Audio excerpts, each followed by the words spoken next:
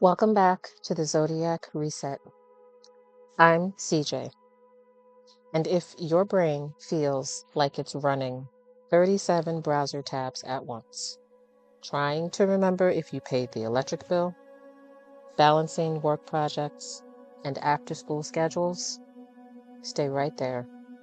This episode is your intervention. Today, we're talking about Gemini energy and the biggest lie we have all bought into, that multitasking is a superpower, especially for working parents. Quick question for you. How many things are you doing right now while listening to this? Are you folding laundry? Helping with homework? Checking your work emails? Driving to a swimming class? Mental note-taking about your to-do list? Maybe you're eating breakfast. I get it. There's no judgment. I'm just curious how scattered we've all become as we try to manage everything. Gemini. It is our third zodiac sign, a mutable air sign. So if Aries is the spark and Taurus is the steady flame, Gemini is the wind that carries messages. As a mutable sign, it thrives on change and adapts quickly. As an air sign, it brings mental agility and fresh perspectives. Gemini energy is brilliant for communication, learning, and seeing connections others miss. But here's the thing. We don't actually multitask. We switch rapidly, and every switch costs us time, energy, and mental bandwidth.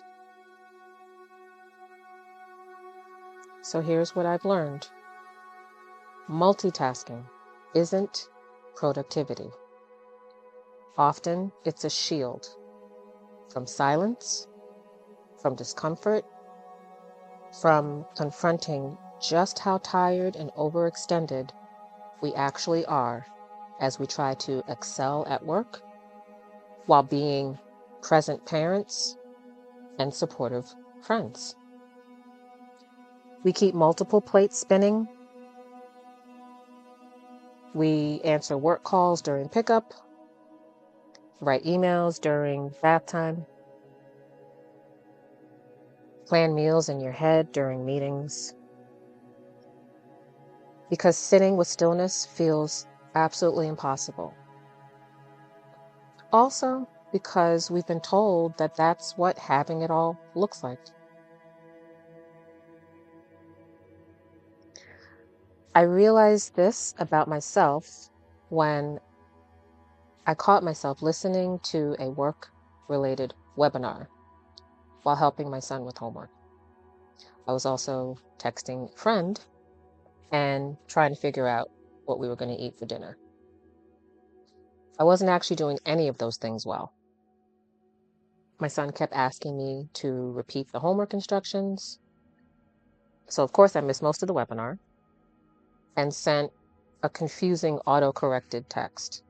And I still didn't know what I was going to cook for dinner. That's when I understood that my productivity was actually anxiety with some good branding. I was modeling scattered attention from my child while telling myself I was being efficient. So here is your Gemini reset. Pick 1 hour today. Block it out on your calendar and choose one task. Remove one layer of digital distraction. Let that one thing have your full attention for 60 minutes. Set a timer if you need to. It's not forever, and it'll probably go a lot faster than you think. Your nervous system is allowed to remember what focus feels like. Your children are allowed to see you fully present. You don't have to chase every fleeting thought or respond to every notification. You don't have to organize every idea or solve every problem simultaneously. Some things can wait, and some thoughts, they're not even worth finishing. If Gemini teaches us anything, it's that our minds can be quick and still wise. But clarity requires space, something that feels impossible when you're juggling social calendars, career demands, and family needs, as well as downtime. During your focused hour, notice what comes up for you. Is it anxiety, guilt, the urge to check your phone, or worry about your kids? That's not failure. That's data. That's your brain realizing that it's been running on anxiety fuel instead of actual energy.